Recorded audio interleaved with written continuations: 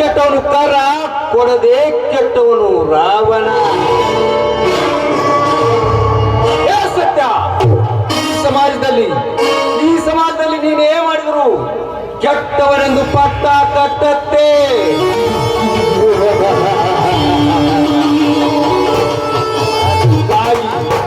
ನಾವಂತರ ಇರ್ತೀನಿ, ರಾವಣ ಹಾಗೆ ಬದುಕ್ತೀನಿ.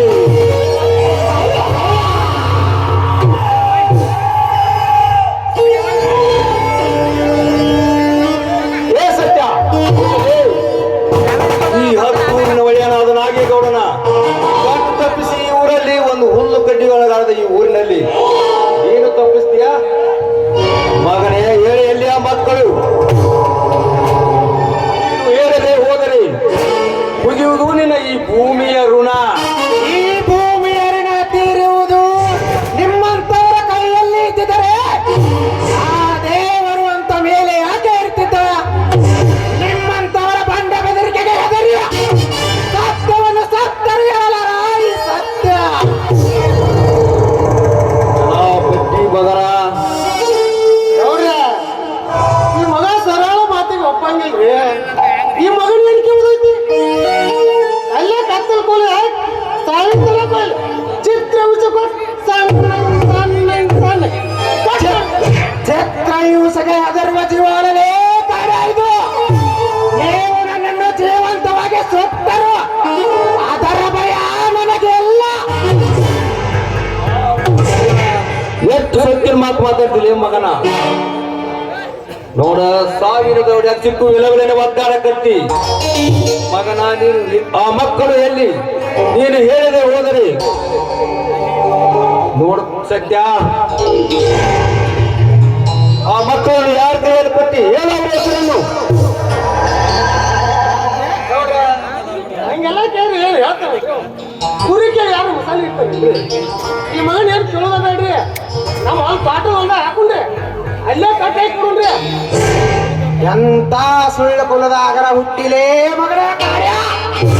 ನೋಡೋಣ, ನಿತ್ಯ ತಪ್ಪದೆ ತಿರುಗುವ ಜೀವನದ ಚಕ್ರದ ತಾಳ ತಪ್ಪಿ ವಿಧಿ ಎಂಬ ಚಕ್ರ ತಿರುಗಲು ಶುರು ಮಾಡಿದರೆ ಮೊದಲೇ ಹಣ ಬೀಳುವುದು ನಿಮ್ಮಂತ ಬಂಡನ ಮಕ್ಕಳನ್ನೋದು ಮರಿಬ್ಯಾಡ್ರಿ. ಈ ಮಗ ಬಾ ಸಕ್ಕಿಲೆ ಮೇರಾಕತ್ತಾನ ಮಗ. ಹೇಳ್ಕೊಂಡಲ್ಲೇ ಈ ಮಗನ. ಇನ್ನು ಮುಂದೆ ಈ ಹಸ್ತಾಪುರಕ್ಕೆ ನಾನೇ ಹತ್ತೂರಿನವರೆಯ.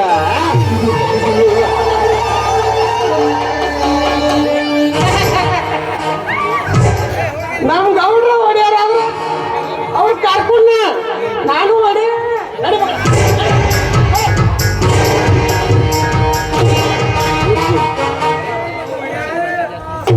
ಮಳೆ ಗಾಳಿ ಬಿಸಿಲು ಬೀಸುತ್ತಾ ಮಕ್ಕಳು ಎಲ್ಲಿ ಹೋದರು, ಎಲ್ಲಿ ಬೆಳೆದರು, ಹುಡುಗಾಟದಲ್ಲಿ 25 ವರ್ಷಗಳ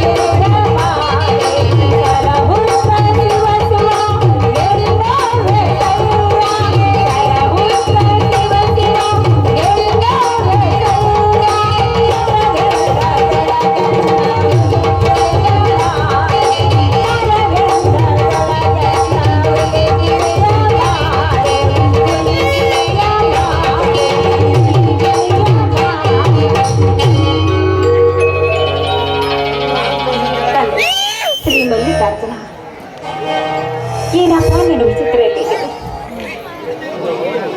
ಸಕಲ ಜೀವರಾಶಿಗಳು ಅನ್ನದಾತನ ಗೆಲ್ಲಿಸಿಕೊಂಡ್ರು ನೀರು ನಮಗೀಗಪ್ಪ ಈ ತರದ ಕಷ್ಟ. ಬಲವ ಭಂಗಿರವರನ್ನು ಮೆರೆಯಲು ಬಿಟ್ಟು ನಮ್ಮಂತ ಬಡವರನ್ನು ನಿನ್ನ ಸೇವೆಗೆ ಸೃಷ್ಟಿಸಿದೆಯಾ ಜಗದೀಶ್ವರಿ? ಹೇಳಪ್ಪ, ಹೇಳು, ಏನಪ್ಪ ನಿನ್ನ ಲೀಲೆ? ಅದು ಅಲ್ಲದೆ ನನ್ನ ತಂದೆಯವರು ಒಬ್ಬಳೇ ಮಗಳು, ತಾಯಿ ಸತ್ತ ಮಗಳು ಎನ್ನುವುದು ಜೋಪಾನವಾಗಿ ಬೆಳೆಸಿದ್ದಾರೆ ಈ ನನ್ನ ಮಗಳನ್ನು. ಅದು ನನ್ನ ತಂದೆಯ ಕಣ್ಣಲ್ಲಿ ಒಂದು ಹನಿ ನೀರು ಬರದಂತೆ ನೋಡಿಕೊಳ್ಳಬಾರ ನಿನ್ನನ್ನೇ ಕುಡಿದಿದ್ದೇನೆ. ನನ್ನಿಂದ ಅವರಿಗೆ ಯಾವ ತ್ರಾಸು ಆಗಬಾರದು. ಹಸ್ತಿನಪುರದಲ್ಲಿ ನನ್ನ ಅವಳಿ ಮಾವಂದರಾದ ಜಗದೀಶ ಸಂಗಮೇಶ್ ಮಾವ ಅವರನ್ನು ಕೂಡ ಚೆನ್ನಾಗಿಡುವ ಭಾರ ನಿನ್ನೆನೇ ಕುಡಿದೆ ತಂದೆ, ನಿನ್ನೆನೇ ಕುಡಿದೆ. ಅಮ್ಮ ಗಿರಿಜ, ಎಲ್ಲ ಭಾರವನ್ನು ಆ ಪರಶಿವನ ಮೇಲೆ ಹಾಕಿಬಿಟ್ಟದ್ದು. ಓ ಅಪ್ಪ, ಯಾವಾಗ ಬನ್ನಿ ಬನ್ನಿಯಪ್ಪ, ದೇವರ ಪ್ರಸಾದ ತೆಗೆದುಕೊಳ್ಳಿ.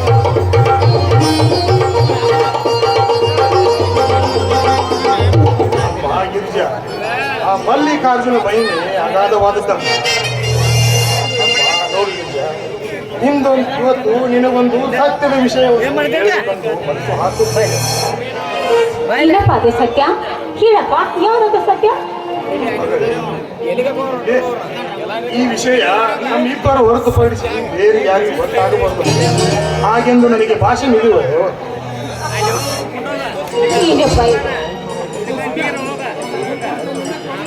ಹೇಳುವ ಪಡೆದ ನನಗಿಡದ ಬಡುವನ್ನು ಕತ್ತರಿಸಿ ಒಗ್ಗಟ್ಟಿಗೆ ನಾನಲ್ಲಪ್ಪ, ನಾನಲ್ಲ. ಹಾಲು ಉಣಿಸಿದ ತಂದೆಗೆ ವಿಷ ಕಕ್ಕುವ ಮಗಳು ನಾನಲ್ಲಪ್ಪ, ನಾನಲ್ಲ. ನಾನು ನಿನಗೆ ವಚನ ಕೊಡ್ತೀನಿ, ಅದ್ಯಾವುದು ಅಂತ ಹೇಳಪ್ಪ. ಹಿಂದಿಗೆ 25 ವರ್ಷಗಳ ಹಿಂದೆ ಇದೇ ಮಲ್ಲಿಕಾರ್ಜುನ ಗುಡಿ ಹೆಸರ ನಮ್ಮೂರಿನ ಡ್ರೈವರ್ ಸತ್ಯ 2 ಅವಳಿ ಮಕ್ಕಳನ್ನು ಬಟ್ಟೆಯಲ್ಲಿ ಕಟ್ಟಿಕೊಂಡು ಬಂದು ನನ್ನ ಸತ್ಯ ನಂತರ ಹೇಳುತ್ತೇನೆ ಅಂತ ಹೇಳಿ 2 ದಿನ ಕಳೆದರೂ ಸತ್ಯ ಬರಲಿಲ್ಲ. ಸತ್ಯವೂ ತಿಳಿದೇ ಇಲ್ಲ. ಆ ನಂತರ ನಿನ್ನ ತಾಯಿ 2 ಮುದ್ದಾದ ಮಕ್ಕಳನ್ನು ತನ್ನ ಮಕ್ಕಳಂತೆ ಬೆಳೆಸಿದಳು.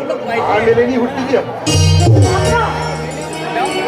ಅಂದ್ರೆ ಹಾಗಾದ್ರೆ ಜಗದೀಶ್ ಆ ಮಕ್ಕಳು ಯಾರು? ನೋಡು ಮಗಿ, ಜಗದೀಶ ಸನ್ನಿವೇಶ ಬೇರೆ ಯಾರು ಅಲ್ಲ, ಅವರು ನಿನ್ನ ಸೋದರ ಮಾವನ. ಹಸ್ತಿನಾಪುರದಲ್ಲಿ ತಮ್ಮದೇ ಆದ ಸ್ವಂತ ಆಸ್ತಿ ಮಾಡಿಕೊಂಡು ಚೆನ್ನಾಗಿದ್ದಾರೆ. ಮತ್ತೆ ಯಾಕಪ್ಪ ನೀನು ಮಾವನಿಗೆ ಸತ್ಯವನ್ನು ಹೇಳಿ ಬಿಡ್ಲಿಲ್ಲ ನೀನು? ನೋಡ ಮಗಿ, ಬೆಳೆಯುವ ಮಕ್ಕಳಿಗೆ ಸತ್ಯ ಹೇಳಿದ್ರೆ ಎಲ್ಲಿ ಎದಿ ಹೊಡ್ಕೊಂಡು ಸತ್ತಪ್ಪ ಅಂತ ಹೇಳಿ ಆ ಕಣ್ಣಿಗೆ ಬೆಳೆದು ಈ ಕಣ್ಣಿಗೆ ಬೆಳೆದು ದೊಡ್ಡವರಾದ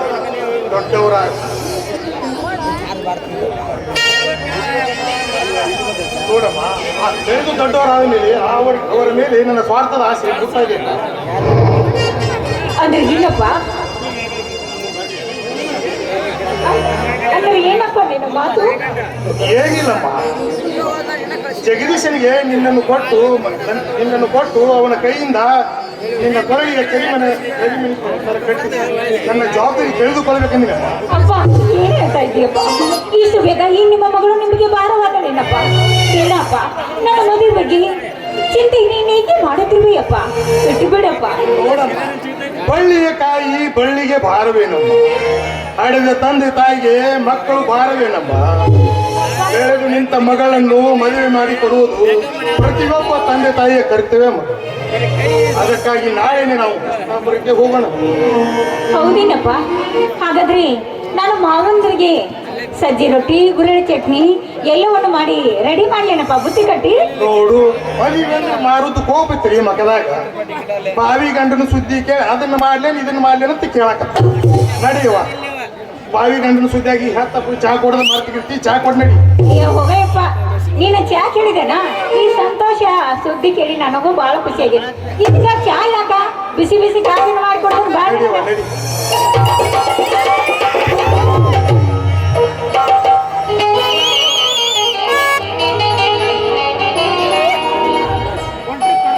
ದಯವಿಟ್ಟು ಎಲ್ಲ ಕಲಾಪ್ರೇಕ್ಷಕರು ನಾವು ಕೈ ಮುಗಿದು ಕಾಮೋದಕ್ಕೆ ಗೊತ್ತೀವಿ.